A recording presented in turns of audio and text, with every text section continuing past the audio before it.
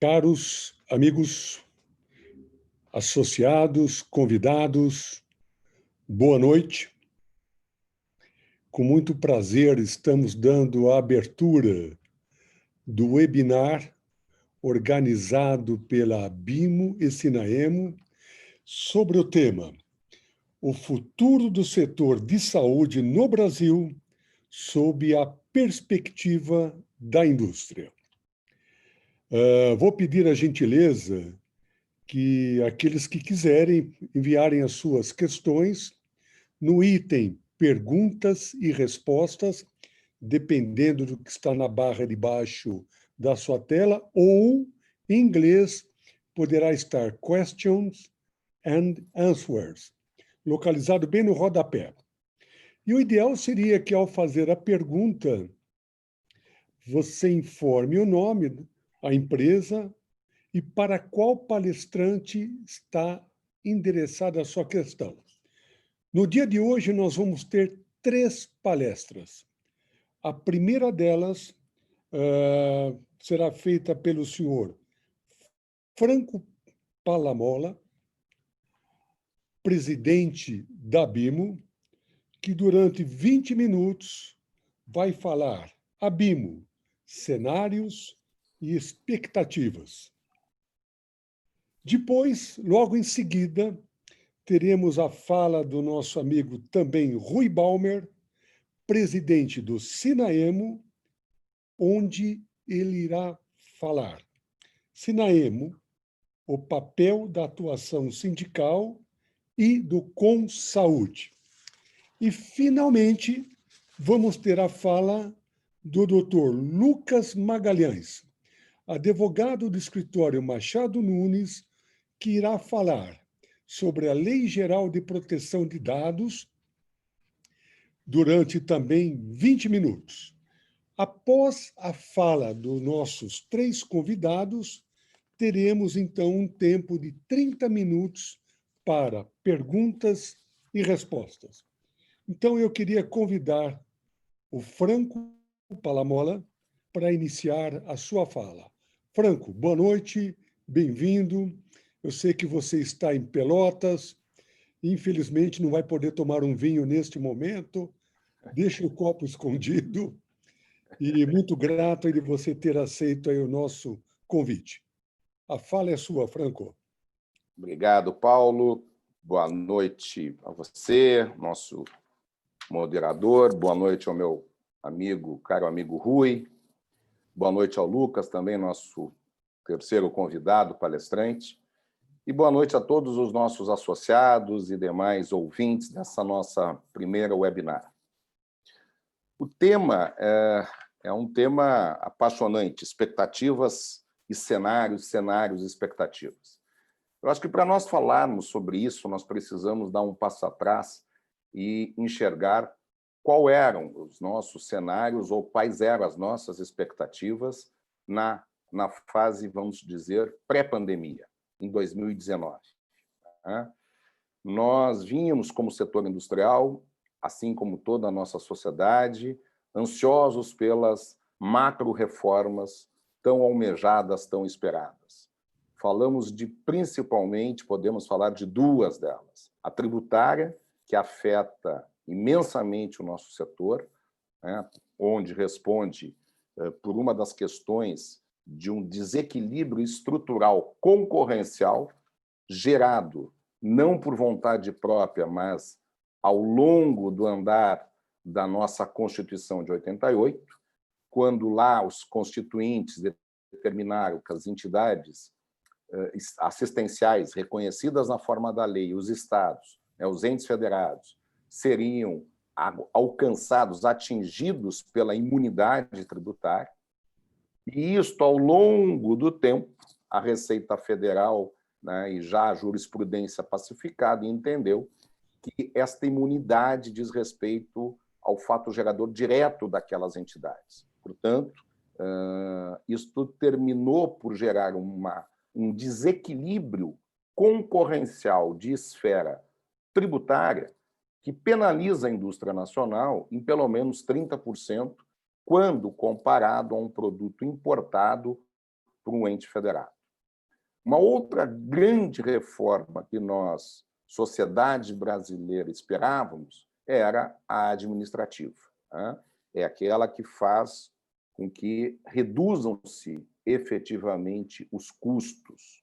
Nós, empresários, executivos, somos acostumados a estas questões, né? Quando nos deparamos com crises, somos obrigados, preparados, treinados a olhar a estrutura de custo das nossas organizações e reduzirmos despesas cortando na própria cara. Isto o Estado não faz. E a reforma administrativa seria a responsável por trazer o Estado a um tamanho que caiba dentro de um custo que a sociedade aceitaria pagar. A expectativa era esta em 2019.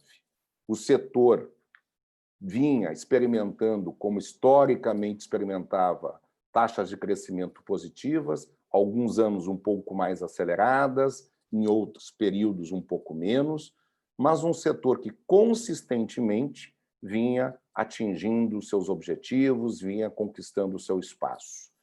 Também tínhamos uma alavanca muito importante num projeto que temos com a Apex, que foi construído aos longos dos últimos 12, 15 anos, onde praticamente éramos um setor não exportador e chegamos, em bons momentos cambiais, a atingirmos aí praticamente US$ 1 bilhão em exportações.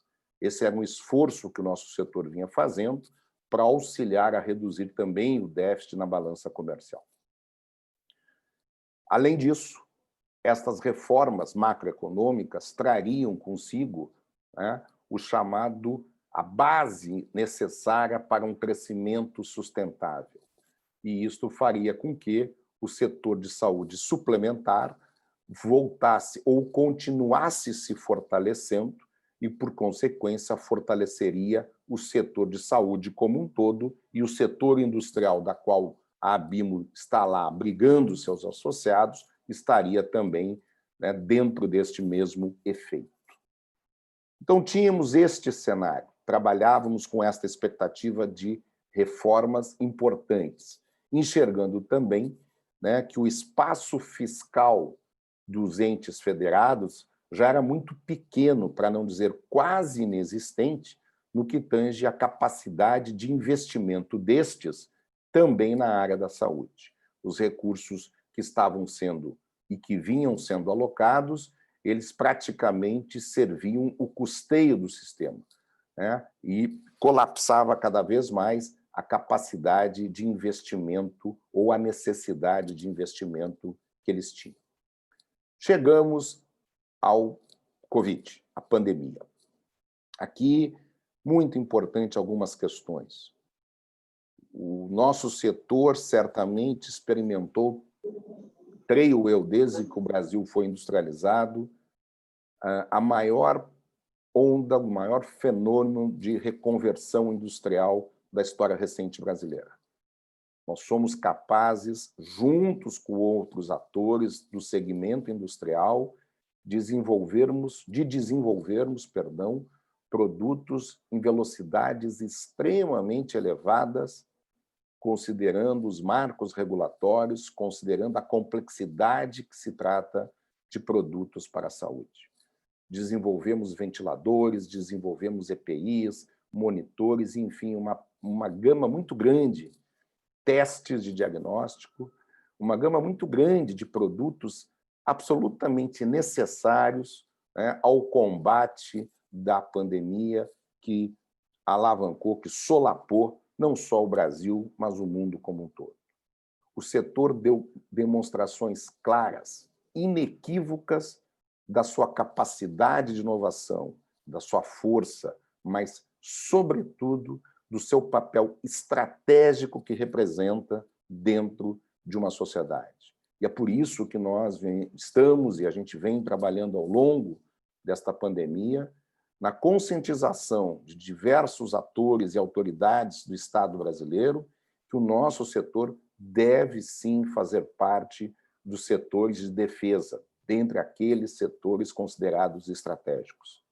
É impensável que o país possa, um país continental como o Brasil, que detém hoje ainda o maior sistema de saúde pública em países acima de 100 milhões de habitantes. Temos números extraordinários. Somos o país ainda com a maior cobertura vacinal. Temos um programa reconhecido mundialmente no combate à AIDS, mas, por um outro lado, não estimulamos o desenvolvimento tecnológico, não estimulamos, a produção, a inovação feita aqui no Brasil. Optamos por um modelo baseado em importações. E o que a pandemia, sobre esta ótica, sobre a ótica industrial, mostrou, deixou absolutamente transparente ao mundo que um domínio completo que existe até então, ou que existia até então, da Ásia, transformando-se no celeiro produtor mundial, isto estava em xeque. Foi colocado completamente em xeque. Não é mais possível admitir que a produção desses dispositivos seja totalmente monopolizada num único continente. Isto ficou claro e estamos vendo, de lá para cá, grandes países, produtores, desenvolvedores, continentes, remodelando a sua estratégia no que tange à indústria de dispositivos médicos. Esta realidade do pré-Covid, quero crer, não será a nova realidade no pós-Covid. E agora temos, então, que pensar no pós-Covid. Ainda temos, como empresário, como empreendedor, como executivo, temos muitas indefinições neste cenário, para definirmos as rotas tranquilas. A sociedade depende, basicamente, das informações e do avanço acelerado que temos dos desenvolvimentos das vacinas. Sem elas, talvez não seja ainda possível enxergar uma nova realidade. Em que momento esta cobertura vacinal vai estar disponível? Em que momento nós teremos uma retomada da atividade econômica tão deprimida ao longo de 2020? Estas são questões cruciais para nós pensarmos ou para nós ajustarmos as nossas expectativas. Que tamanho teremos de déficit fiscal? Qual a capacidade que o Estado brasileiro terá de fazer o enfrentamento de recursos necessários ao setor da saúde? Com que velocidade o setor empresarial, o setor privado vai retomar o seu crescimento entre todas as áreas? O setor privado, retomando o seu crescimento, ele absorve geração de emprego, por consequência, ele aumenta o número de vidas na saúde suplementar, diminuindo a pressão em cima do sistema público. Estas equações complexas ainda não temos todas as respostas necessárias. Portanto, nós estamos num período de grande indefinição. O cenário que nós temos é um cenário futuro, pelo menos de curtíssimo prazo, com muitas indefinições que nos permitam traçar planejamentos de médio e de longo prazo, superando este momento. Mas as expectativas, por um outro lado, antagônico, são positivas. Quando nós percebemos que o mundo começou a questionar o monopólio, sobretudo asiático, da produção desses dispositivos, aqui surgem inúmeras, centenas de oportunidades ao nosso parque fabril, às nossas universidades, aos nossos institutos, enfim, a todos os atores que participam ativamente do processo de inovação, de desenvolvimento de novos dispositivos. Este é um cenário que nós poderíamos defini-lo como um oceano azul. Se realmente a tendência que surge em diversos países de buscar novos players produtivos, o Brasil pode sim tornar-se um destes players. Para tanto, nós teremos que insistir em fazer ajustes e reformas necessárias, macro, mas que nos atingem. Impossível sermos um país desenvolvedor se não tivermos um marco claro, concreto de apoio à inovação, à mitigação do risco, que possa financiar os desenvolvimentos, que equalize a questão tributária, que acabe com essa assimetria tributária entre o produto nacional e o produto importado, que seja reconhecida definitivamente a capacidade de resposta qualitativa da nossa indústria. Tudo isso aconteceu, tudo isso a pandemia nos mostrou. Agora, nós já lançamos uma campanha Saúde feita no Brasil com o objetivo concreto de levar ao conhecimento da sociedade a importância de valorizar aquilo que é fabricado, aquilo que é desenvolvido no Brasil. Então, nossas expectativas, Paulo e Rui, são positivas. Sim, ainda temos um período turbulento, temos turbulências, temos indefinições importantes, como planejar nossas organizações, nossas empresas. São verdades absolutas que nós temos que ter capacidade de enfrentamento dessas indefinições, de superação dessas indefinições, e por isso as nossas entidades são fundamentais, eu diria até mesmo imprescindíveis.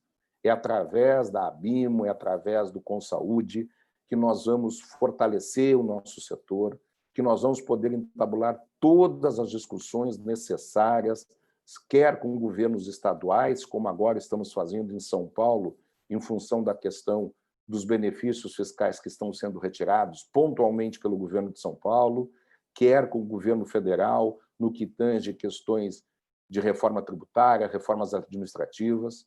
Temos uma grande preocupação, eu diria até mesmo quase que gigantesca preocupação com o orçamento da saúde para 2021, que tamanho teremos. Temos um problema crucial, o enorme déficit de grandes estados da federação, complexos, que colocaram recursos escassos no enfrentamento da pandemia e que talvez não tenham recursos no próximo ano. Isso é um problema importante. Da mesma forma, temos o problema da suspensão das cirurgias eletivas. Ocorreu isto no meio deste ano, como uma das alternativas de ampliar o espaço de atendimento da rede hospitalar.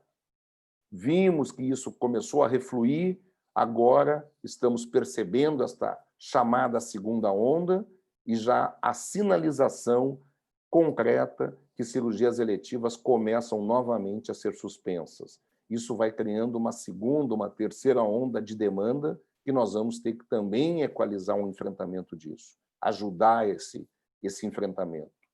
Então, o cenário do nosso setor é um cenário complexo, é um cenário que carregamos ainda indefinições importantes, temos que estar absolutamente atentos, permanentemente prontos para o enfrentamento, para as discussões necessárias, mas também temos uma palavra de otimismo que, sim, nós podemos ter um universo, um oceano azul aí na frente, né? Se nós conseguirmos fazer com que todas estas questões macro e micro, especificamente o nosso setor, consigam convergir para uma política industrial ativa, altiva, né? Que favoreça, que fortaleça, que valorize o produto nacional, que incentive o desenvolvimento da produção local. Enfim, esse é o cenário, estas são as expectativas que nós temos para 2021, um ano de 2020 que nos trouxe o sentimento da solidariedade, um ano que foi muito importante, onde todo o setor da saúde conseguiu se unir, sentamos com todas as entidades, tiramos qualquer problema de agendas conflitantes de cima da mesa, estabelecemos uma agenda única, que era a agenda do país, a agenda do enfrentamento, do apoio às medidas de mitigação dos efeitos da pandemia sobre a nossa sociedade. A expectativa que tenhamos no curtíssimo prazo, sabemos que isso não será necessário ou não será possível ainda este ano, mas que talvez ao longo do próximo ano possamos já ter um contingente populacional coberto pela vacinação, que possamos retomar as atividades econômicas minimamente em todos os setores e que o nosso setor, sim, possa demonstrar novamente a sua importância estratégica e iniciar uma construção importante e a sua consolidação fundamental para que torne o país autossuficiente na produção de dispositivos médicos. Obrigado, Paulo. Eram estas as minhas considerações iniciais.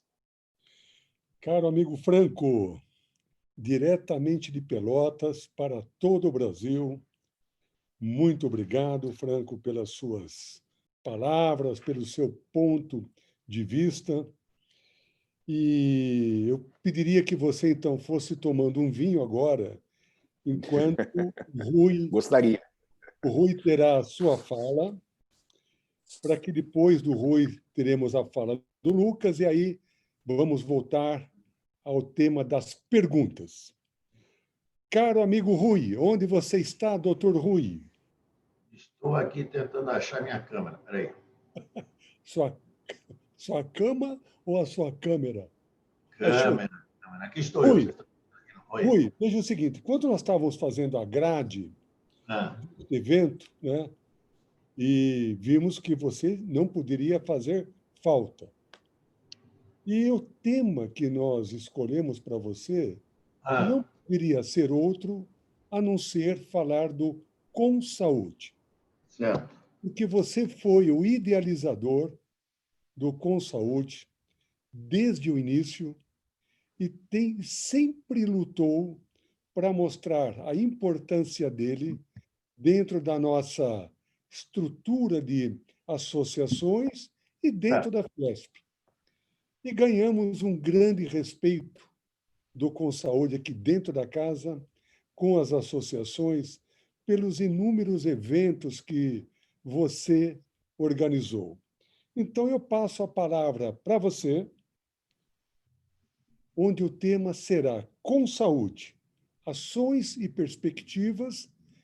Eu sei que você é o presidente do Sinaemo, mas vamos deixar o Sinaemo de lado um pouquinho e trazer o tema do Com Saúde, pela importância que ele tem adquirido dia após dia.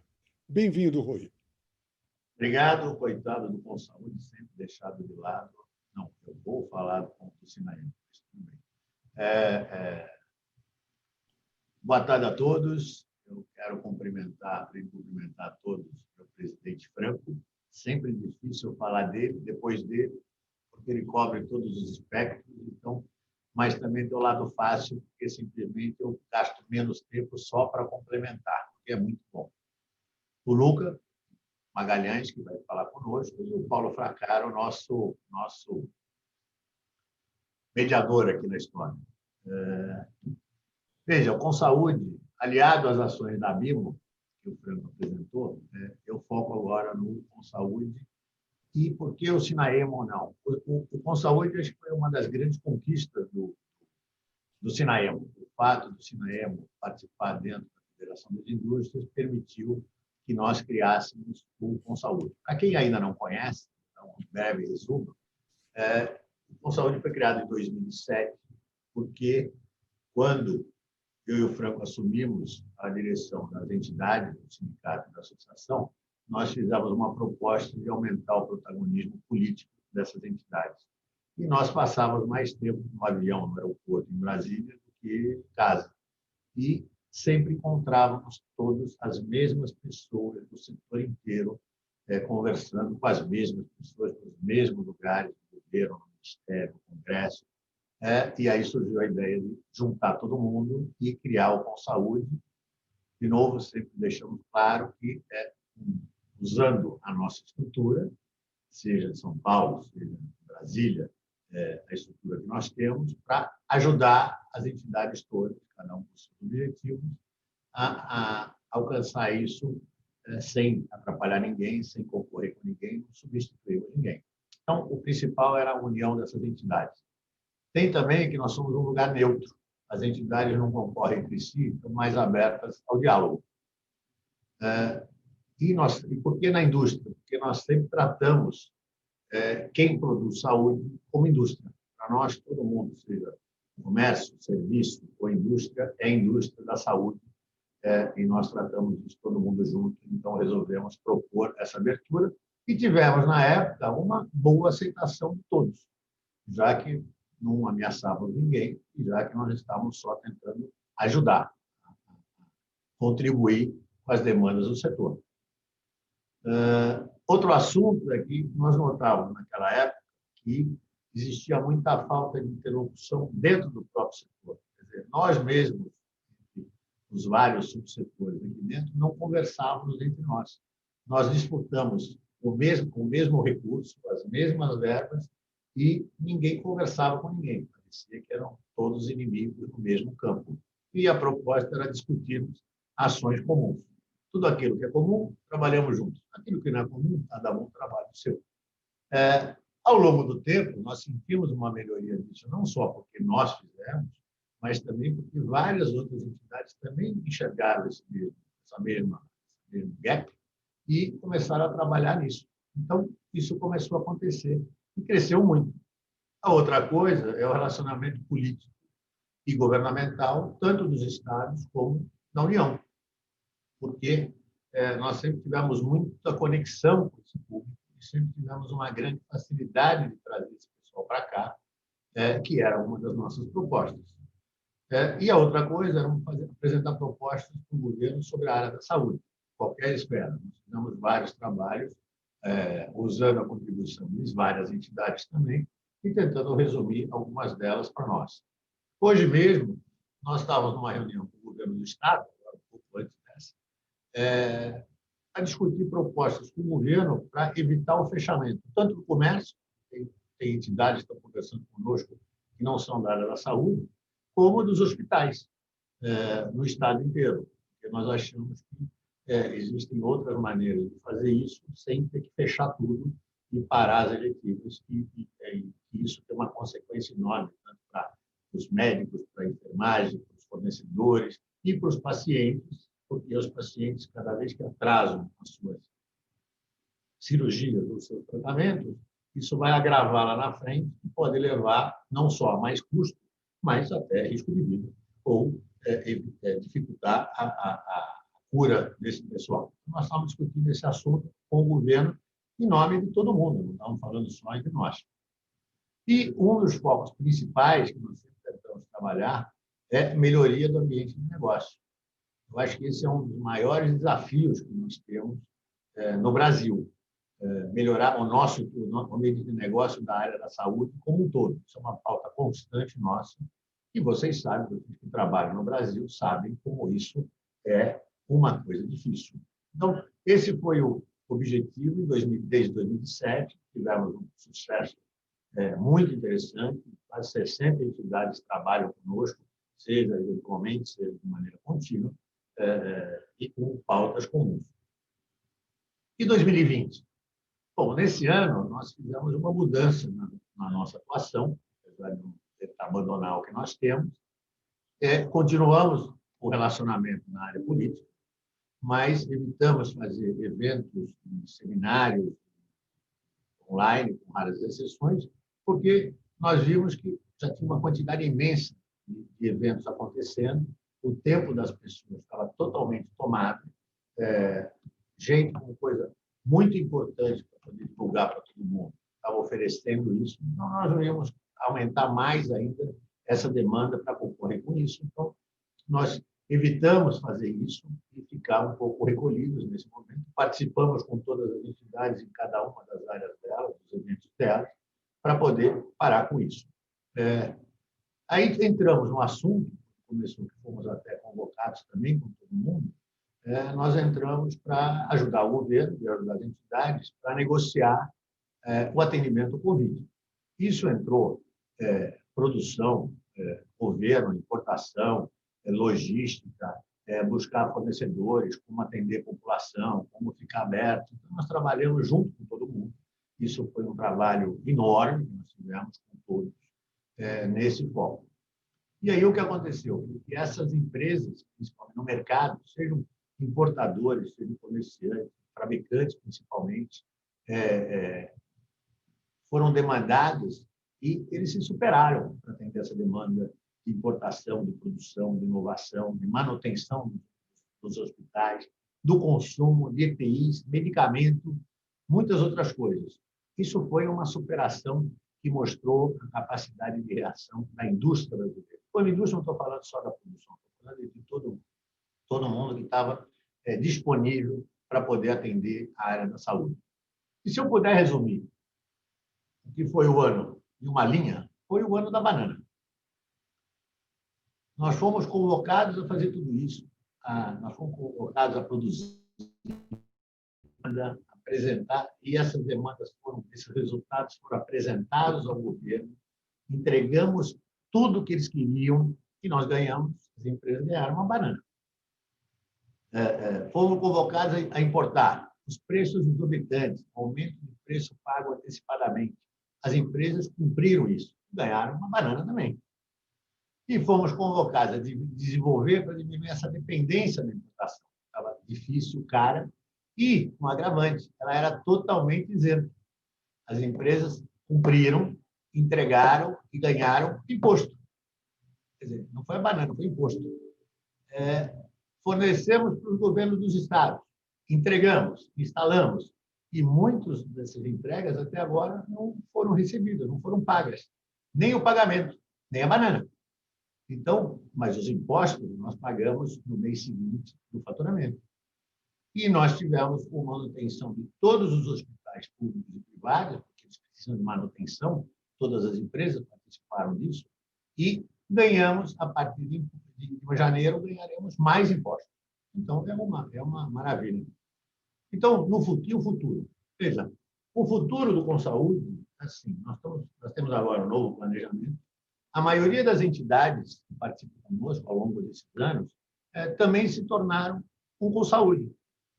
Se falavam antes somente entre elas, com um ambiente fechado, hoje a maioria dessas entidades que participam conosco falam com todo mundo, discutem assunto com todos, fazem evento com todos, negociam com todos, e nós acreditamos que uma partezinha disso foi uma contribuição nossa. Não somos únicos nunca, mas foi uma contribuição. E aí eu pergunto se todos são com saúde, para que nós servimos? É uma boa pergunta.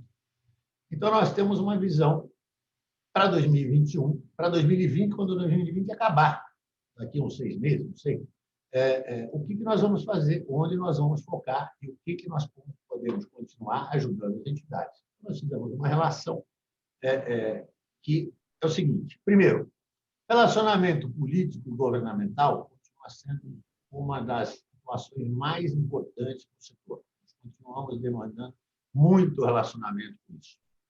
E nós temos uma boa articulação, nós temos uma boa estrutura e, junto com as entidades, nós temos isso no nosso DNA de buscar essas conexões. Esse será um foco nas 3 esferas, nos 3 poderes, conectar os governos e as nossas entidades. A segunda coisa, que é um desafio maior, é decifrar o governo. Esse tema hoje não é para amador. Penidos. Esse tema hoje não é para amador.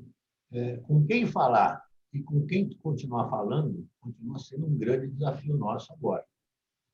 Se continuar pelo modelo atual, nós ainda serviremos para economizar passagem das entidades.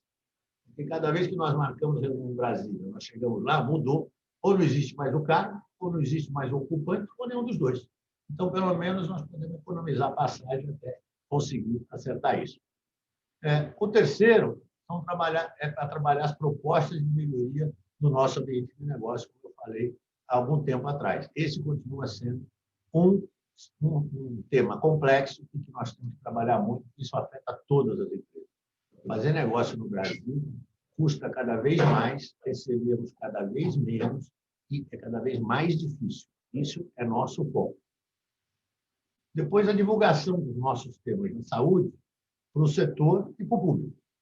Nós continuamos fazendo eventos de divulgação, discussão, desafios, esclarecimento, e nós vamos intensificar isso. E depois os temas que serão demandados pelas entidades, porque acreditamos que, independente de todas as conversões com todos, elas têm como objetivo principal focar na sua missão principal. Então, eventualmente, podemos ser demandados por alguma entidade ou por algum setor para fazer ou para apoiar. Esses são os focos, esses são alguns dos objetivos que nós estamos traçando para 2020 e meio. 2021, não sei, senão nós vamos pular direto para 2022, não sei muito bem como é que vai ser. Mas nós somos otimistas sempre, vamos conquistar nossas metas de qualquer maneira, aceitamos sugestões de todos, colaboração e crítica, não muitas, mas críticas. Agradeço a oportunidade de falar sobre o nosso setor e estamos à disposição. Muito obrigado. Rui, muito obrigado, Rui, muito obrigado. Você falou mais de 12 vezes banana. Vou ganhar algum prêmio, não? Eu contei quantas vezes você falou. 1 dúzia certinho. Acertou, ganhou uma banana. Caros amigos, antes de passar a palavra ao Dr. Lucas Magalhães, eu só queria recordar que vocês podem enviar suas perguntas, suas questões no item Perguntas e Respostas, ou no rodapé do seu programa Zoom poderá estar escrito Question and Answers. E o ideal seria se vocês informassem o seu nome, empresa e para qual pergunta você está dirigindo entre os palestrantes. Bom, então, dentro do nosso horário certíssimo, eu queria convidar o Dr. Lucas Magalhães, advogado do escritório Machado Nunes. Eu acho que o tema Lei Geral de Proteção de Dados está todo dia em nosso sistema de comunicação. É uma preocupação cada vez maior das empresas, principalmente as empresas que não têm uma estrutura muito grande. Então, convidamos o Dr. Lucas Magalhães para falar como encarar a Lei Geral de Proteção de Dados. Lucas, por gentileza, aguardando. Tudo bem, Paulo? Tudo bem, Olá. gente? Boa noite. Boa noite, bem-vindo. Muito obrigado aí de ter aceito o nosso convite, Lucas. Imagina, é um prazer para mim poder conversar com você sobre o assunto. Eu adoro falar disso, então, sempre que me chamam eu vou. Eu adorei o título do painel, né? Como encarar direto ao ponto mesmo, né? E é disso que a gente vai falar hoje um pouco, né? Vamos bater um papo aí sobre como abordar a LGPD de uma forma bastante objetiva, né? E como que a gente consegue construir programas de privacidade sem precisar investir tudo que a gente conseguiu aí em 2020, né? Que, como o Franco comentou, mesmo foi um ano muito difícil para todo mundo, né? A lei entrou em vigor meio de sopetão, né? Aqui quem estava na bolha da privacidade acompanhou 2, 3 postergações da lei, aí a lei entra em vigor meio do nada, agora no meio de setembro, e está todo mundo tendo que correr. Então, a gente vai bater esse papo hoje para abordar aí o que é o principal da lei, o que a gente tem que observar para a gente conseguir, pelo menos, construir aí um programa de privacidade para poder começar a encarar esse assunto e poder amadurecer ele daqui para frente, né?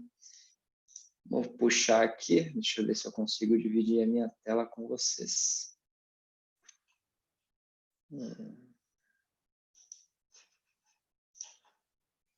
Estão vendo a minha tela? Ok, perfeito. Ok. Legal, gente. Vamos lá, então, né?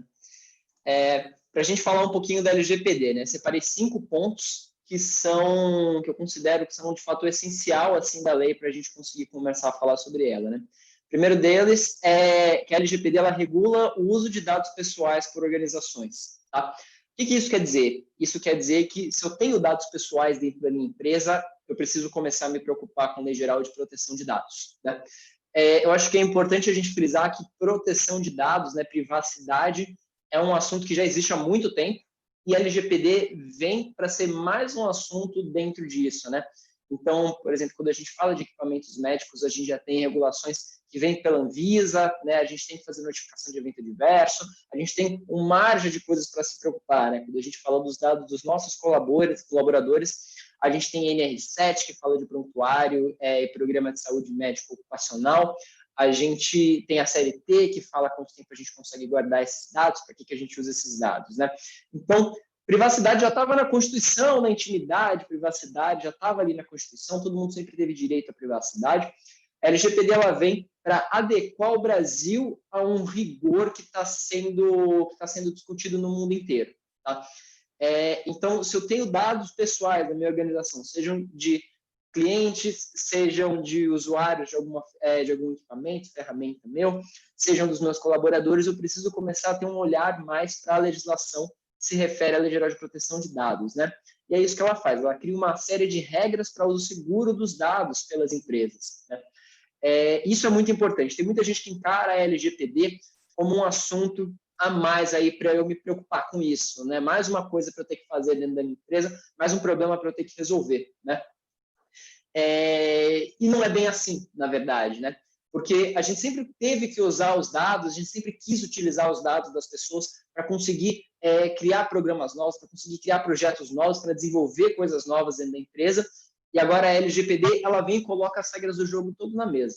Então, daqui para frente, a gente vai conseguir saber se a gente pode ou não utilizar determinados dados, a gente vai conseguir saber quanto tempo a gente tem que guardar esse dado, como esse dado tem que ser guardado, de quem que tem que ser responsável por isso, né? Em que hipóteses eu vou usar e quando não vou usar.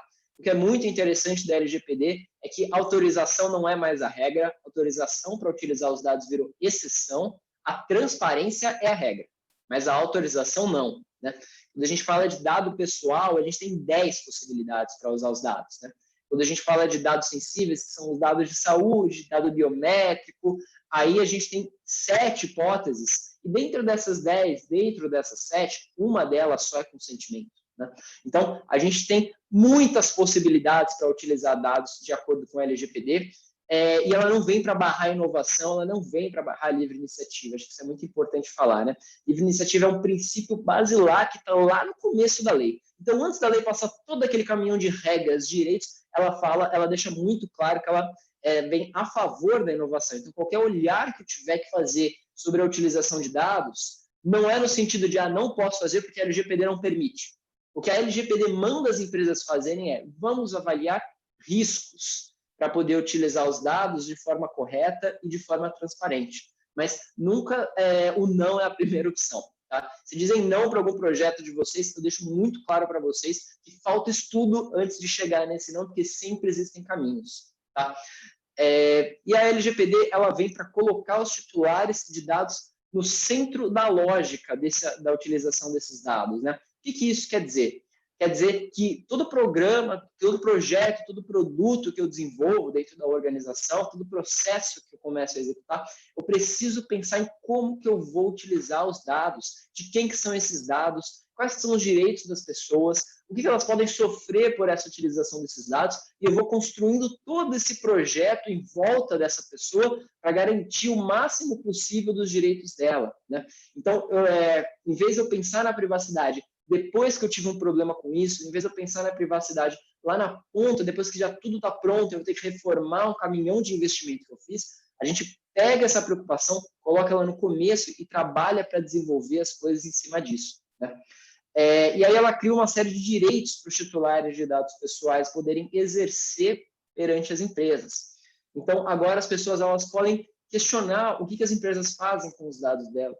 Elas podem questionar com quem que as empresas compartilham, por quanto tempo elas mantêm esses dados, que dados as pessoas têm aí dentro que são delas, né? É uma série de direitos que elas vão poder exigir e a gente, do lado de cá, a gente precisa se organizar para poder atender isso, né?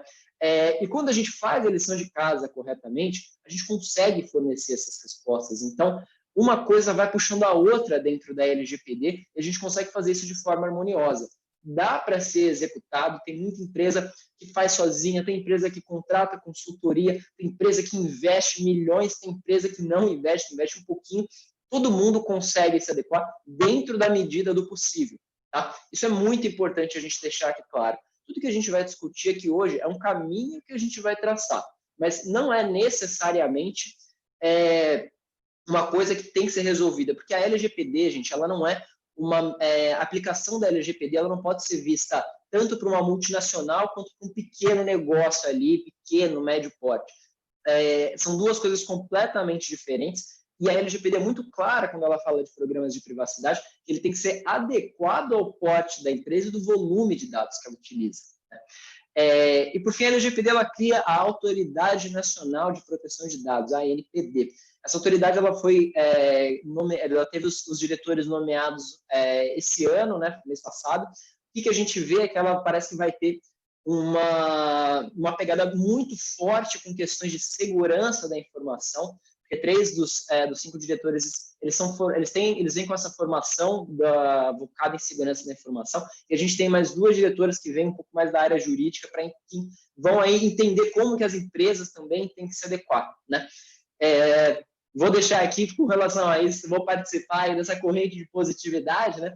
Vou deixar mesmo um olhar de fato positivo sobre isso, né? Porque tudo está indicando que a gente vai ter uma autoridade nacional de proteção de dados que não vai ser focada em multar as empresas, em bater nas empresas. Ela vai ser focada, de fato, em educar as empresas e estar do lado para a gente poder se desenvolver juntos com relação a isso. Isso é muito importante, porque o mundo inteiro está aprendendo a lidar com privacidade de dados pessoais. E o Brasil é mais um que está entrando nessa dança aí. E quanto mais cedo a gente entrar e mais cedo a gente aderir, mais cedo a gente consegue difundir essa cultura de privacidade para poder se desenvolver tecnologicamente e poder exportar tecnologia, tá? 3 fatos pós-LGPD, né? A LGPD ela já entrou em vigor, tá? A partir da 2ª semana de setembro, a lei já está ativa, e já existem processos com base na LGPD, já existe punição administrativa com base na LGPD. A LGPD ela só vai poder multar as empresas a partir do meio do ano que vem, a partir de 1º de agosto, mas as pessoas já estão cobrando esses direitos, as empresas elas já estão cobrando os fornecedores, os parceiros, né? E a gente está vendo aí agora à torta e à direita esses incidentes de vazamento de dados, né? A gente teve recentemente aí no STJ, que teve um sequestro de dados, TSE sofreu um ataque lá no site, teve uma série de tribunais de justiça que sofreram ataques. A gente tem visto aí também durante o ano todo, né? Hospital, recentemente, a gente teve o caso do hospital que vazou os dados das pessoas que estavam no cadastro do Ministério da Saúde que testaram positivo para Covid. A gente teve um caso de operadoras de plano. Então, está cada vez mais comum, né? Não quer dizer que, depois que a LGPD entrou em vigor, começou um monte de evasão, porque o hacker decidiu que vai entrar.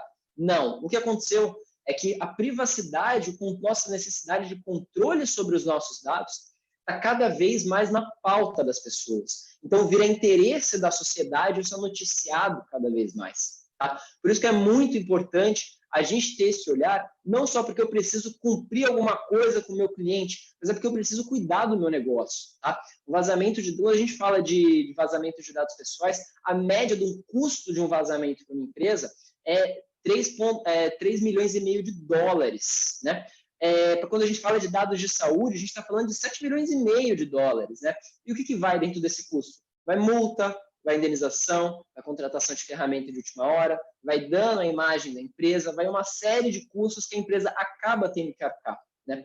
Então, quando a gente fala de programa de privacidade, a gente está falando de investimento, a gente está falando de trazer a nossa empresa para o futuro e poder se proteger e poder avançar tecnologicamente de forma segura.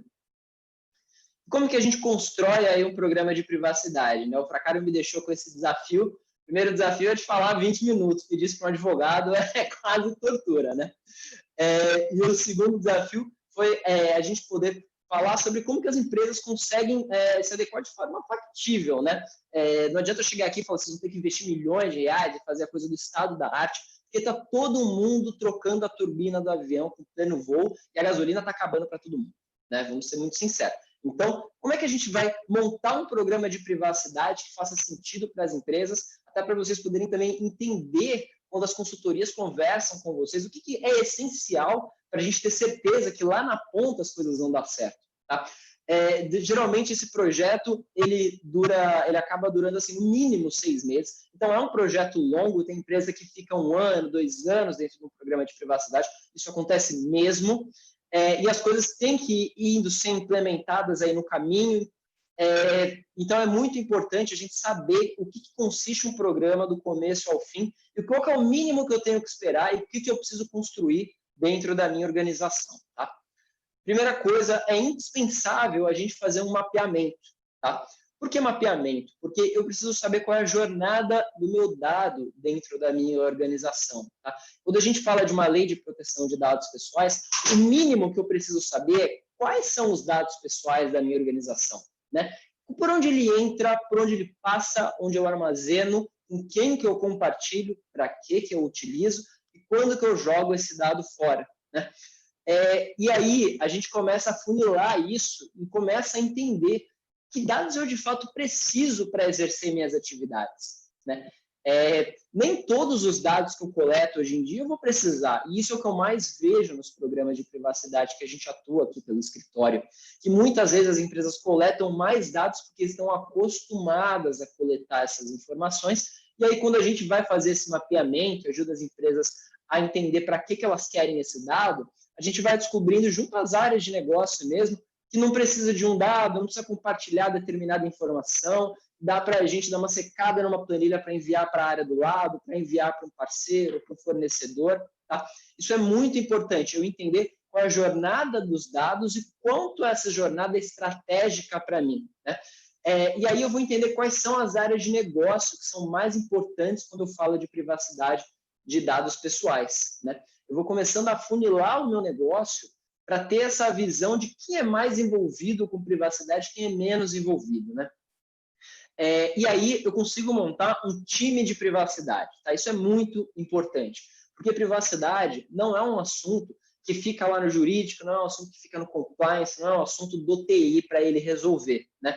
Privacidade é um assunto da organização inteira. Então, privacidade é um assunto para recepção, privacidade é um assunto para RH, privacidade é para qualidade, para comercial, é para a organização como um todo. Tá? Então, quando eu vou falar de privacidade dentro da minha organização e quando eu monto um programa de privacidade, eu preciso necessariamente ter uma equipe multidisciplinar acompanhando isso. Porque quando a gente deixa lá para o gestor do TI fazer isso, para o gestor da segurança da informação, ele vai acabar impondo uma regra para a área de RH que a área de RH não consegue absorver.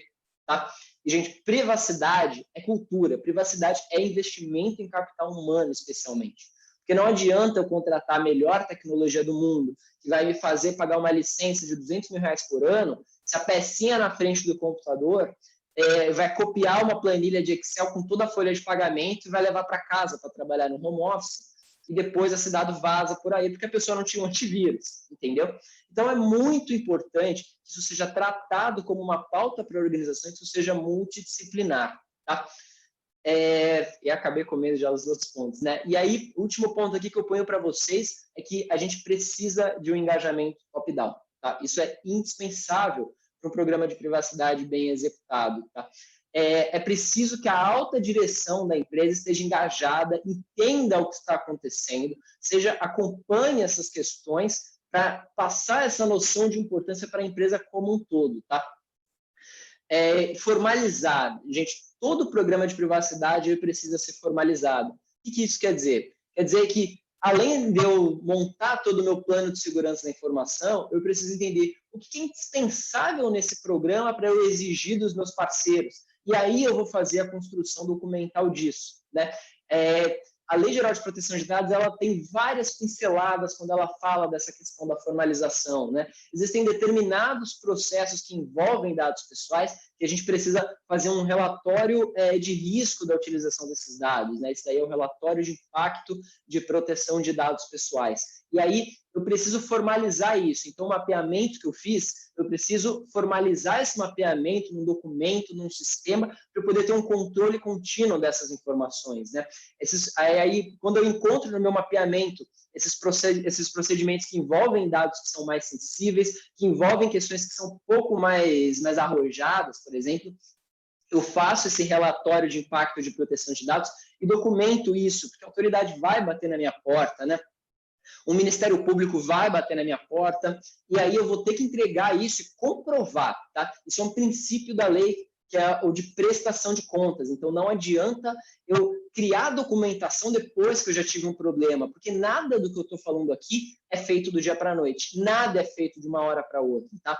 Quando a gente fala, por exemplo, desse relatório de impacto de proteção de dados, ele leva geralmente um mês para ser construído de forma bem feita, porque a gente tem que envolver uma série de áreas de negócio, a gente tem que discutir implementação tecnológica, a gente tem que entender como que a empresa faz, e o advogado ele precisa sentar e conseguir conversar com a pessoa da área de negócio, precisa conversar com a pessoa da área de tecnologia da informação, para a gente chegar num consenso. Então, é um documento que é construído de forma multidisciplinar. Né? E quando eu faço treinamento para os meus colaboradores, quando eu desenho prazos para a implementação das questões, tudo isso eu tenho que deixar documentado para provar de antemão que as coisas estão acontecendo dentro da minha organização. Né? Quando a gente fala, quando eu coloco aqui, a gente pedir autorização, né? Como eu falei para vocês, pedir consentimento agora é exceção. Tá? Então, quando eu peço consentimento, eu tenho que construir uma estrutura de governança para isso, para eu poder conseguir retirar esse consentimento quando a pessoa solicitar, para eu poder oferecer opções para ela, para eu poder oferecer informações para ela. Então, eu tenho que avaliar corretamente para que eu quero o dado, qual que é a base legal que tem lá na LGPD que me autoriza, porque cada base legal vai ter características que são inerentes a ela, e para isso eu preciso estudar essas bases legais e entender qual que é a mais correta para quando eu for precisar dela. Né? Ter um mecanismo de controle desses dados. Isso é indispensável, a gente ter um mecanismo de controle. Tá? Por quê? Porque eu preciso comprovar junto com os meus parceiros de negócio que eles também executam essas questões que eu estou procurando. Né? Então, eu entendo o que é o mínimo de privacidade, aí eu tenho que procurar os meus parceiros para entender. Eles vão cumprir isso daí? Eles não vão cumprir isso daí? Eu tenho um parceiro que me fornece uma ferramenta que ela é indispensável para o meu negócio, mas ele não quer se adequar à LGPD. Ele é estratégico para mim, eu vou ter que fazer essa aposta ou não vou ter que fazer essa aposta? Né? E para isso eu preciso conseguir avaliar risco, para isso eu preciso acompanhar os meus parceiros de negócio. Né? Saber quando é necessário pedir autorização. Eita, acho que eu... Agora me perdi. Então, isso é muito importante, tá? Aí, era o 5 agora, desculpa. Monitorar continuamente o meu programa de privacidade. Isso aqui é indispensável, tá? Por quê? Porque a gente está falando de um PDCA. A proteção de dados não é um assunto agora que entrou em vigor e agora eu vou poder me adequar e daqui para frente não, tá? Quando a gente monta aquela equipe multidisciplinar, aí não tem jeito. Eu vou ter que criar um PDCA e continuamente eu vou ter que voltar para esse programa de privacidade, monitorar se o que eu já mapeei está continuando da mesma forma e monitorar as novas questões para que isso continue sendo feito de forma correta. Né? Nomear o encarregado de proteção de dados pessoais. Isso é uma determinação da lei. Tá? Então, a gente tem que ter esse personagem que pode ser um compliance officer interno ou mesmo externo dentro da organização, mas ele fica responsável por atender titulares de dados, ele fica responsável por monitorar a privacidade dentro da organização e ele fica responsável por responder autoridades quando elas procuram a empresa por questões de proteção de dados pessoais. Né? E, por fim, gente, acompanhar a discussão. O que é muito importante isso? Porque o que a gente tem visto nos programas de privacidade é que mal as empresas estão se entendendo sobre conceitos fundamentais. Então, quem é controlador de dados, quem vai ser o operador de dados, quando precisa pedir consentimento, quando não precisa pedir consentimento, que dado pode ou não pode ser compartilhado entre as empresas. Então, é indispensável a gente ter atualização contínua dentro de um assunto quando ele é novo. Tá? Vou deixar aqui para vocês os canais de contato aqui, deixo o meu LinkedIn para vocês, deixo o LinkedIn do escritório. A gente sempre tem publicações sobre esse assunto, então a gente sempre está trazendo novidades. Né? Se vocês quiserem aprofundar mais um pouco o assunto da privacidade de dados, a gente publicou esse livro aí, lgpdesaude.com.br, na Feira Hospitalar em maio do ano passado. Ele traz muita informação sobre o que é a Lei Geral de Proteção de Dados, como implementar o essencial da lei, como que a gente lida com os nossos clientes, com os nossos parceiros, traz um pouco também de segurança da informação. Deixo aí o meu recado para vocês de que esse é um assunto que chegou de fato para ficar, e ele é uma oportunidade para o país se posicionar na frente da privacidade de dados no mundo, e a gente conseguir tocar essas questões em nível mundial mesmo e desenvolver tecnologia que vai poder ser absorvida na Europa, nos Estados Unidos, no Japão e no mundo inteiro, que está andando junto com o que tem de mais avançado em privacidade de dados. Muito obrigado, viu? Lucas, você foi melhor que um advogado. Respeitou o tempo certíssimo. Muito obrigado, Lucas. Muito obrigado mesmo. Bem, senhores, agora nós entramos na sessão de perguntas e temos muitas perguntas. É lógico que nós temos um tempo de 30 minutos, né? Então, eu vou fazer inicialmente uma pergunta para cada um de vocês e vou começar pelo Franco, que foi o primeiro que falou. Franco, essa pergunta veio do Haroldo, da Probo. Prezado Franco, com a desglobalização e menor estímulo à importação, você acredita que seja uma oportunidade para a indústria nacional de dispositivos médicos?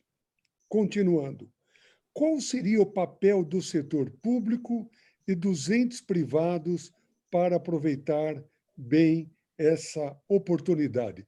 Franco, eu sei que a resposta pode ser longa, mas vou pedir para você condensar para que a gente possa fazer outras perguntas. Vamos lá, Franco. Vamos lá, obrigado pela pergunta, Haroldo. Já deixo o meu abraço. Certamente, é uma oportunidade.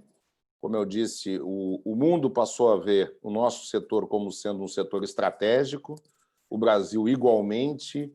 Então, temos aí, sim, né, uma boa possibilidade, uma boa oportunidade.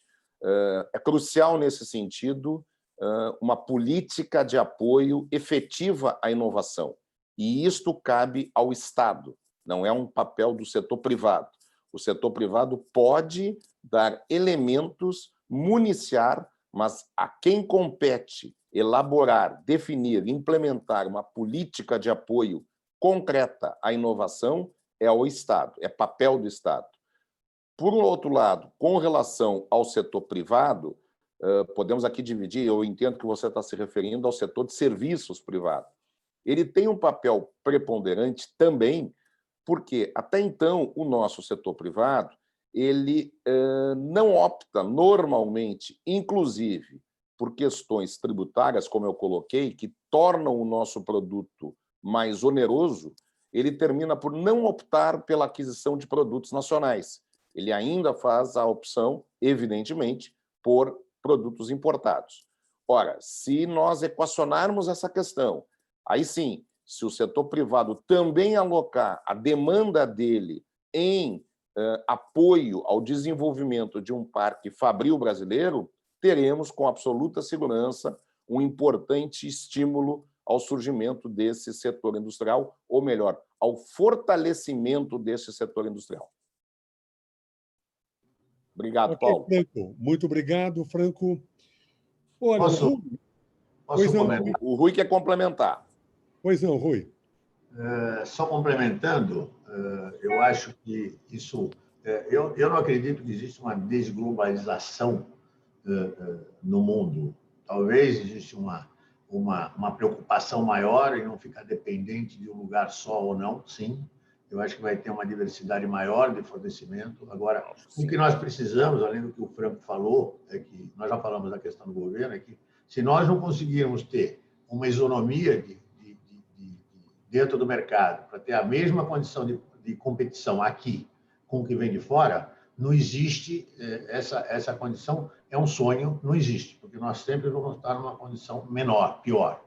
E a outra coisa é que nós temos várias, quando existe a pandemia, faltou material, o governo se movimenta, convoca todo mundo para fazer uma grande política nacional, um grande movimento nacional, tudo aquilo que já começou a andar já acabou. Quer dizer, foi só naquele momento, foi uma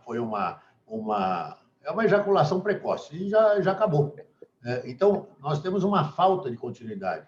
Se for para o Brasil ter uma indústria instalada, indústria, não estou falando só produção nacional, só instalada aqui, serviço, condição, tecnologia, nós temos que seguir o exemplo de outros países que, grandes ou pequenos, têm um apoio e uma facilidade inovação e de produção e de competição que o Brasil não tem. Então, ou isso vira uma política de Estado, seja o governo que tiver de plantão, ou isso nunca vai acontecer, porque nós estamos cansados de fazer reuniões com setores que, de repente, eles desaparecem, não existe mais, a intenção existe ou não. Então, se não for uma política de Estado, o Brasil nunca vai ter tecnologia em lugar nenhum. Nós temos que seguir o que acontece com o agronegócio. O agronegócio é um poder, ele se juntou porque sempre foi uma política de Estado. Ah, porque eles trabalharam melhor que nós, ou porque têm capacidade, não importa, mas veja onde nós podemos chegar. Então, não adianta nós começarmos a brigar hoje e amanhã muda o governo, ou amanhã muda o ministro, ou amanhã muda o secretário, e isso não acontece. Então, o nosso grande problema é esse, não existe uma política definida do que nós podemos fazer aqui, entre os outros assuntos que o Franco falou. Perfeito, então, deixa eu continuar. Rui, eu tenho uma pergunta que o Haroldo também fez para você. Ele gostaria de saber de você se a dificuldade de articulação e negociação apontada por você é só no âmbito federal ou também nos estados. São Paulo, por exemplo, está aumentando a carga tributária. Aliás, foi palco na nossa conversa hoje com a Patrícia L., né, Rui? Em meio à pandemia, para vários segmentos, e as negociações estão truncadas, e ao menos em outros setores. O que você acha disso? Bom, vamos lá. Respondendo a sua pergunta, primeiro, se é mais difícil um ou outro, neste momento, a maior dificuldade dessa articulação está no governo federal, porque existe essa descontinuidade, essa dificuldade de estrutura no governo federal, quem é quem vai assumir o quê, as pessoas que assumem não são do setor, não continuam, muda toda hora. Então, isso é uma dificuldade enorme. Nesse momento, a maior dificuldade é essa, saber com quem, aonde, e quando muito menos se tem uma política ou não. No caso dos estados, em geral, e falando especificamente de São Paulo, existe um acesso muito mais fácil ao Estado, tanto é que nós estamos trabalhando nisso, inclusive nesse assunto dos impostos. O que é a dificuldade maior nesse caso? De um lado, nós temos que trabalhar mais sobre isso, mas do outro é que o governo está tomando atitudes sem conversar muito com o setor. Que agora nós estamos tentando aumentar essa interlocução e estamos tendo até um razoável acesso. Mas, primeiro, tomam atitude, sem discutir qual é a consequência disso, até para o próprio governo, porque tudo que ele está fazendo agora diretamente vai aumentar o custo dele. Muito mais do que atrapalhar as empresas aqui, vai aumentar o custo dele.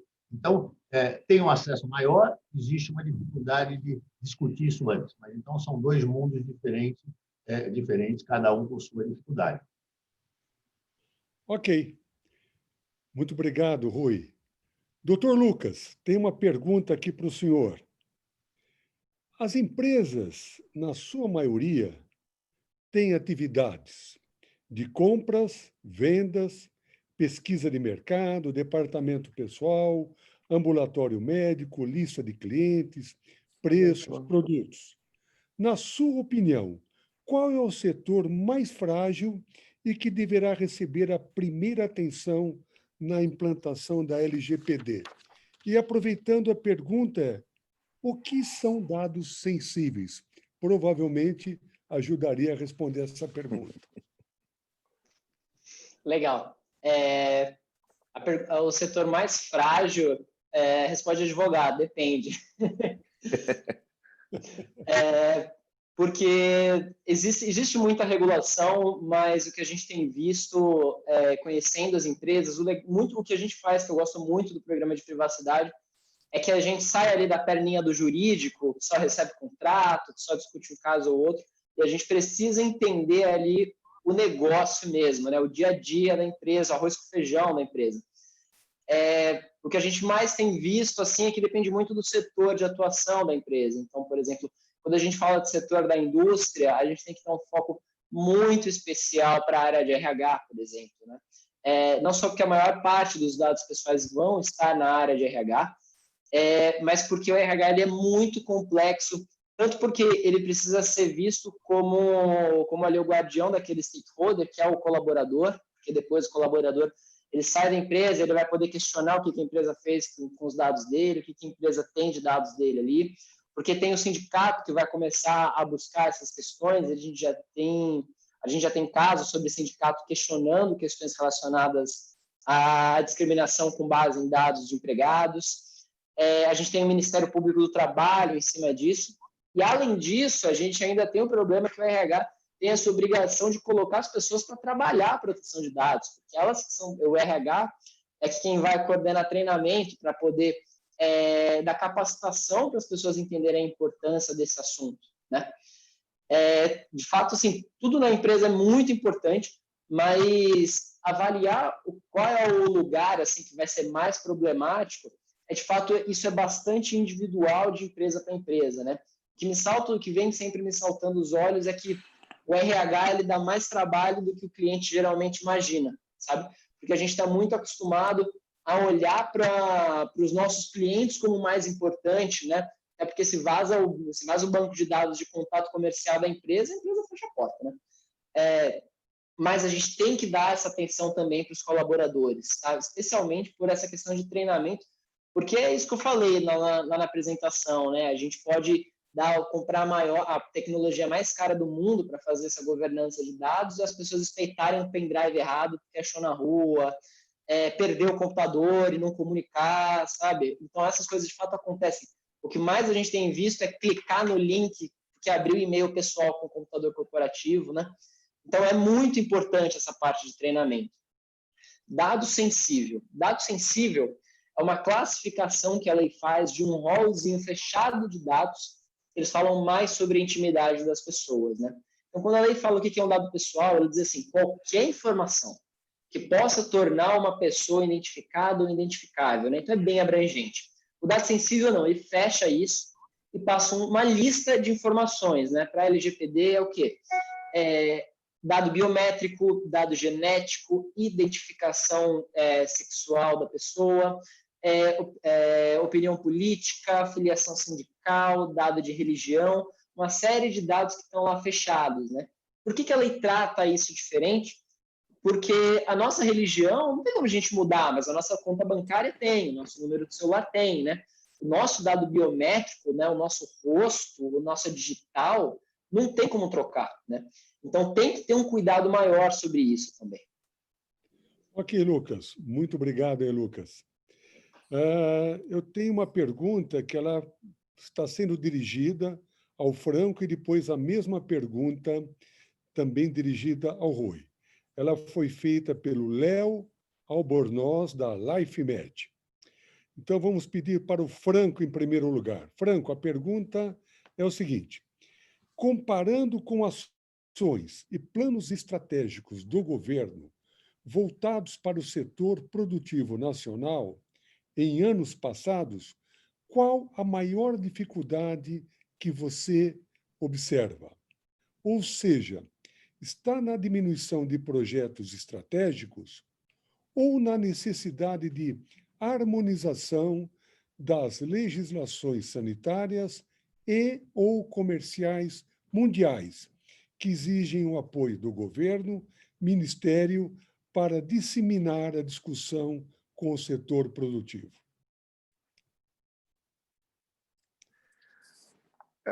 Paulo, assim, ó, como é que eu vejo isso? Nós estamos em 2020, temos aí 2 anos de governo Bolsonaro, e aqui é um ponto fundamental. Nós vínhamos num viés, né, de Estado brasileiro, e as eleições mudaram um pouco, mudaram muito, né, esse eixo.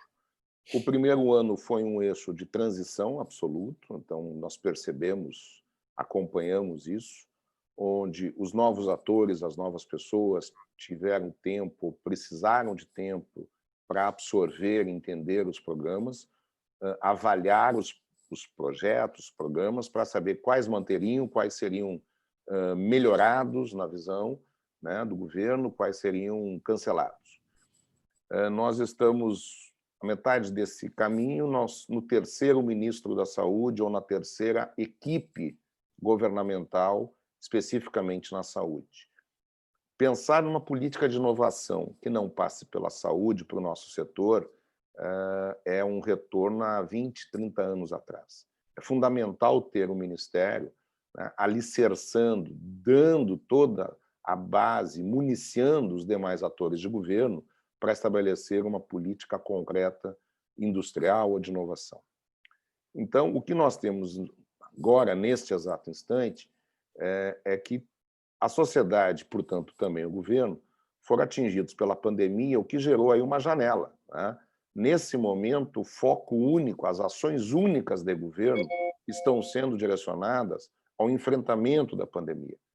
Veja que agora nós temos o Ministério trabalhando praticamente todo ele na definição do cronograma de vacinação. Então, o único tema hoje plausível de ser debatido com as autoridades diz respeito às questões correlacionadas à pandemia.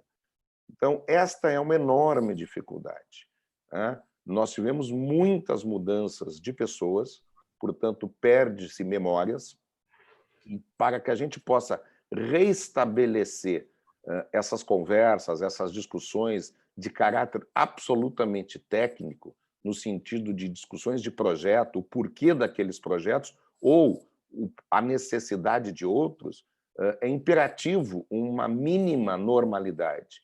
Hoje nós não a temos. Então, nós também não temos hoje como cobrar do governo, né, ou das autoridades que lá estão, esta situação. A gente tem que entender que agora é um momento de transição. Infelizmente, nós imaginávamos que isso seria ao longo do ano retrasado. Não foi, ou passado, perdão, né? Não foi. Avançou para esse ano, mas tivemos o epicentro da pandemia. Bom, vamos aguardar 2021. Isso vale não só na saúde, hein? Isso vale na ciência e tecnologia, isso vale na economia, vejam aí as reformas. Então, a sociedade brasileira ela vinha numa expectativa muito grande de modificação. E isto entrou num momento de lacuna, né, de stand-by, aguardando, digamos, essa transição toda. Oxalá que, uma vez seja superada aí essa questão da pandemia, possamos retomar as discussões, possamos encontrar o trilho que nos leve ao Estado brasileiro, e aí não governo, governos são transitórios, Estado é uma situação, uma figura perene, que leve o Estado brasileiro a encontrar um modelo de desenvolvimento importante, fundamental para o nosso setor. Obrigado, Franco. Rui, essa pergunta foi também endereçada para você. E você quer que eu leia a pergunta novamente ou você gostaria só de complementar o que o Franco falou? Eu levei tanto tempo respondendo que o Rui esqueceu a pergunta. Eu agradeço. Não, vou só complementar, porque a pergunta é complexa, mas vamos lá. Você está sem imagem. Rui, você está sem a imagem. Ele está sem a toga, Fracag, ele está sem a toga. Você não é bonito assim, mas é importante as pessoas verem você falando aí, né? Apareci, não? Não, porque senão, às vezes, eu penso que é a Duda que está falando. Não, mas apareceu ou não? Cadê o outro? Apareceu. Sim.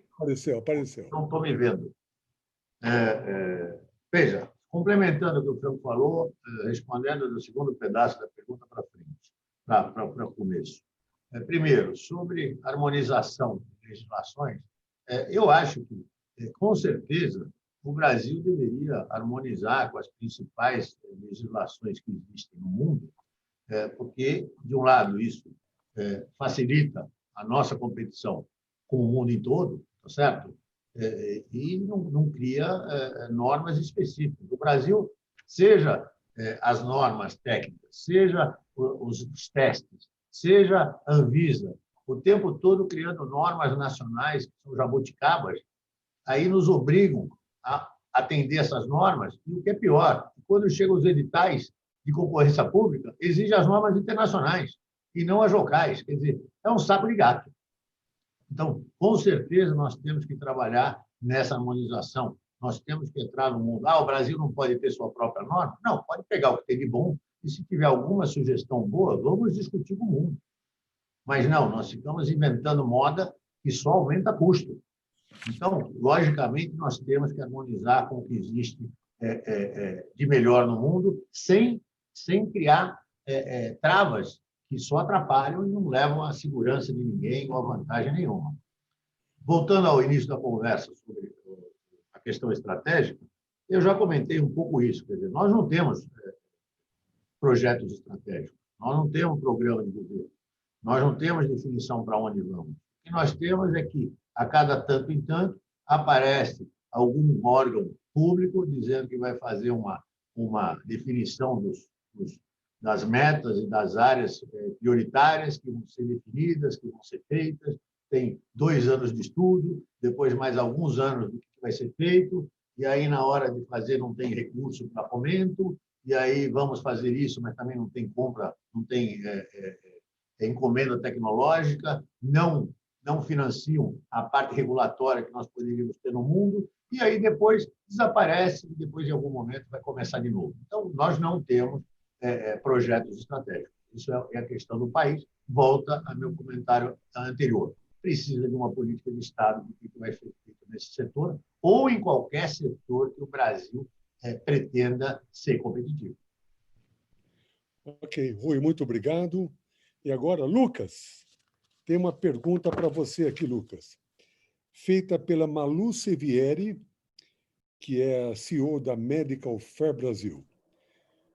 A Lei Geral de Proteção de Dados começou a valer em setembro, mas a entidade que deveria fiscalizar não está formada ainda. Quem está fiscalizando? Essa é a nossa jabuticaba da vez, né? A gente tem uma lei que ela é principiológica, né, na maior parte do tempo, ela não vem para regular o como, né, ela só vem dizer o quê, e a gente não tem, né, mas quem transita por Brasília sabe que não existe vácuo de poder, né?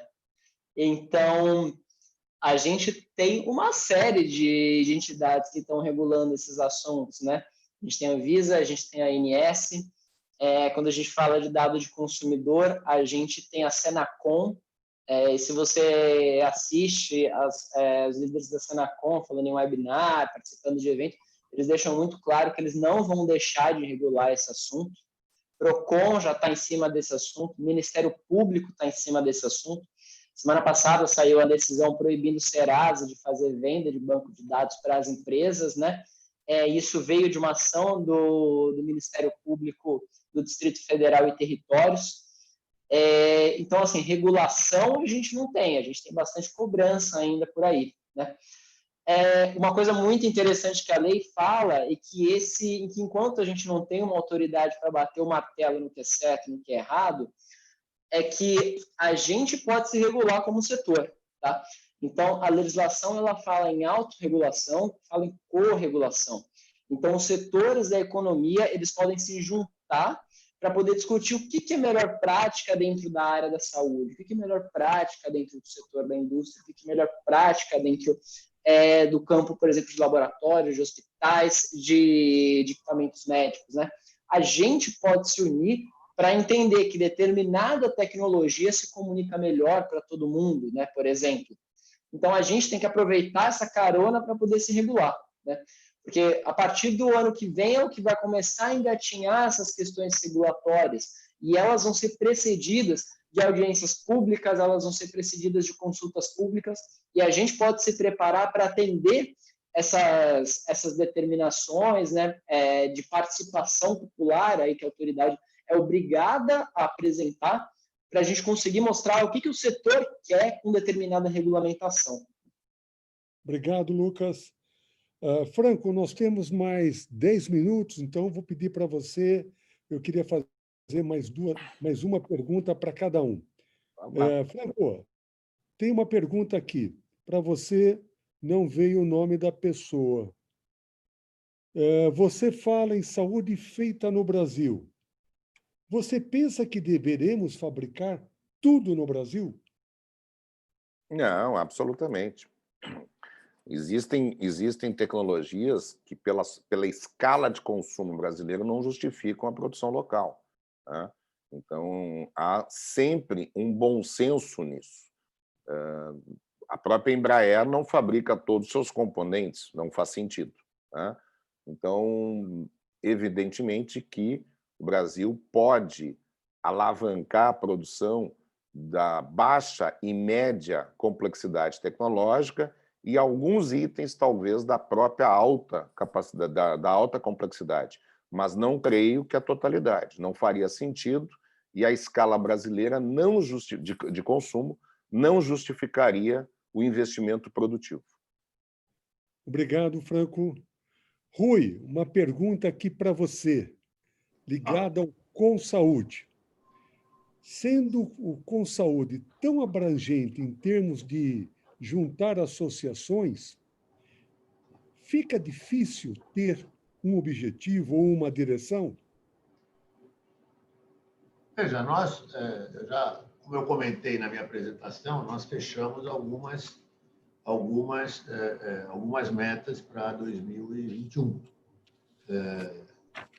Tudo aquilo que interessa em comum para as entidades.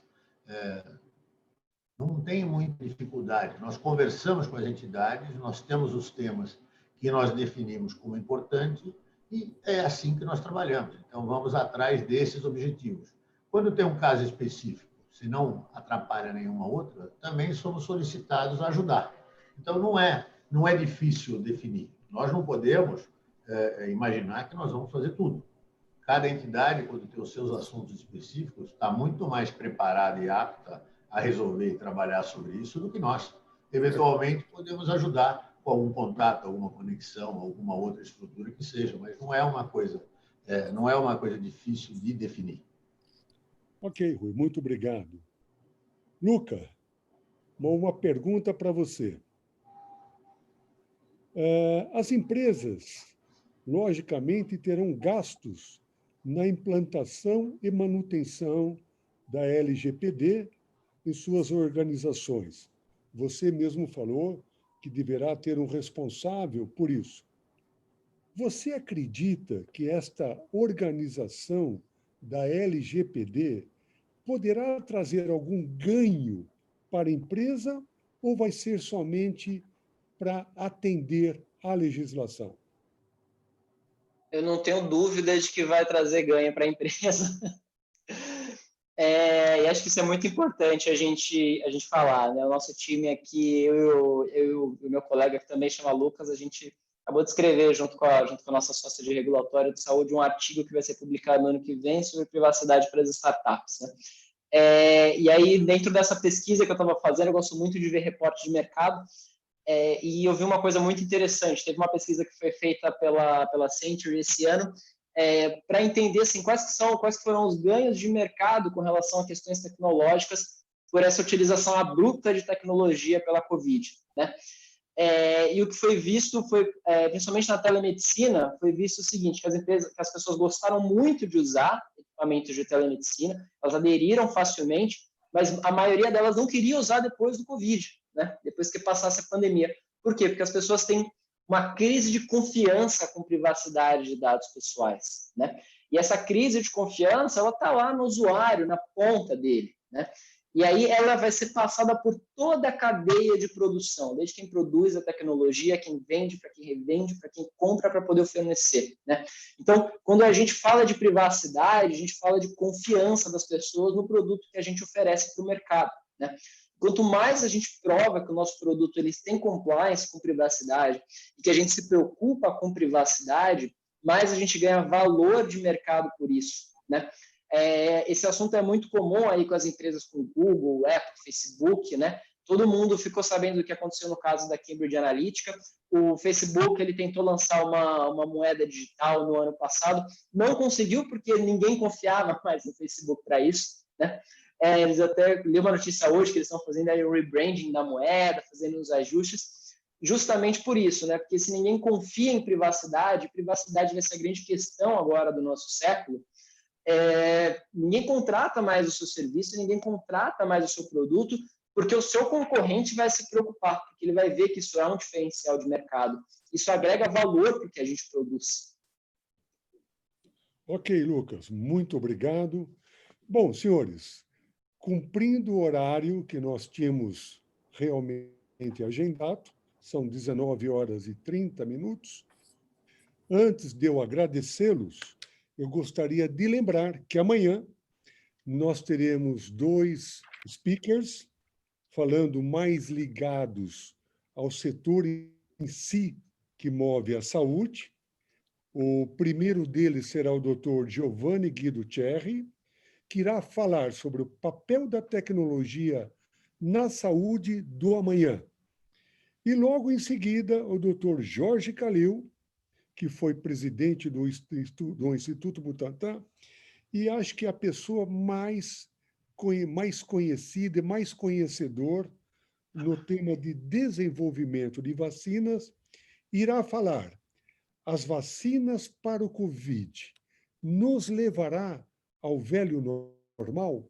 Então, senhores, eu queria agradecer Franco, agradecer Rui, agradecer Lucas, agradecer tantos que nos acompanharam e refazer o convite para amanhã às 18 horas estarem conosco para assistirem essas 2 palestras que eu tenho certeza, como as de hoje, irá nos engrandecer, vai nos trazer novos conhecimentos para que a gente possa ter novos assuntos nas mesas sociais, né? Principalmente quando as pessoas vão atingindo uma certa idade, tem que ter muita história para não dormir. Então, senhores, muito obrigado mais uma vez. Franco, Rui, eu deixo então para vocês fazerem as suas despedidas. Franco, por favor. Obrigado, Paulo, Lucas, obrigado, Rui, sempre muito bom compartilhar as ideias com o Rui. A gente, ao longo desses últimos 10 anos, certamente a gente aprendeu muita coisa, concordamos em 99%, às vezes uma pequena não concordância, mas construtiva de lado a lado. Então, é fraterna essa amizade e é sempre um aprendizado muito bom que a gente tem ouvido e compartilhado essas ideias. E com os nossos associados, a nossa plateia, meu muito obrigado por nos assistirem até agora, por prestigiar esse nosso evento da Abimo e fazer esse convite para que amanhã a gente assista ao Giovanni Cherry, ao Calil, sobre 2 temas de importância, de muita importância para o nosso setor e, claro, para a sociedade brasileira. Obrigado, Lucas, pela participação, um tema tão atual, tão importante, tão contemporâneo, né?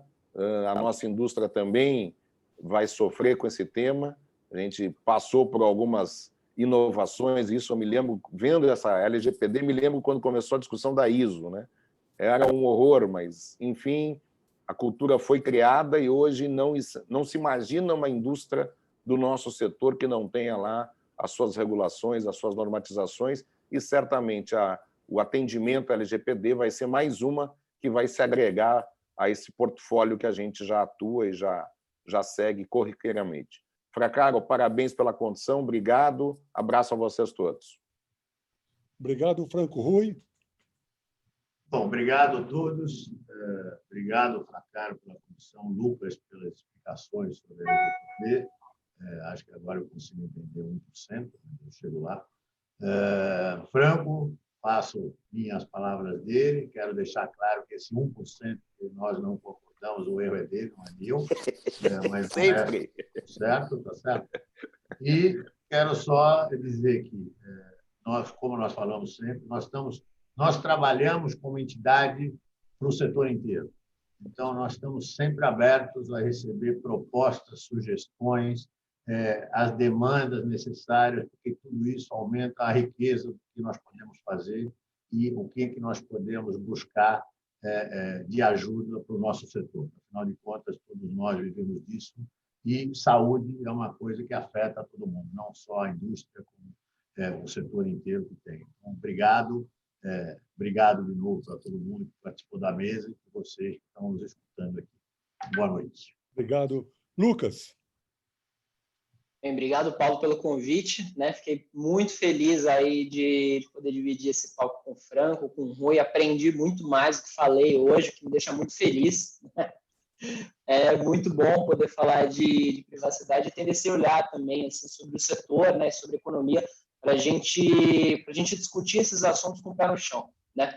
Acho que é indispensável a gente falar sobre como o setor precisa se posicionar, o que a gente precisa entender o que é mais importante, colocar as prioridades no seu devido lugar, né? E olhando para frente aí com esse olhar de que a gente tem potencial para estar na frente das discussões, né? Tem potencial para participar junto aí com os países mais desenvolvidos. Quando a gente fala de tecnologia, né? Acho que o Brasil precisa parar de comprar tecnologia e, de fato, começar a produzir. Porque a gente consegue fazer isso, a gente tem gente aqui dentro que é capaz disso também. E olha, e antes de falar boa noite, vou fazer uma promessa que todo mundo faz no final, mas não cumpre. Eu vou cumprir. As perguntas que não foram respondidas serão respondidas via e-mail. Se eu não responder, pode me cortar todo o cabelo que eu ainda tenho.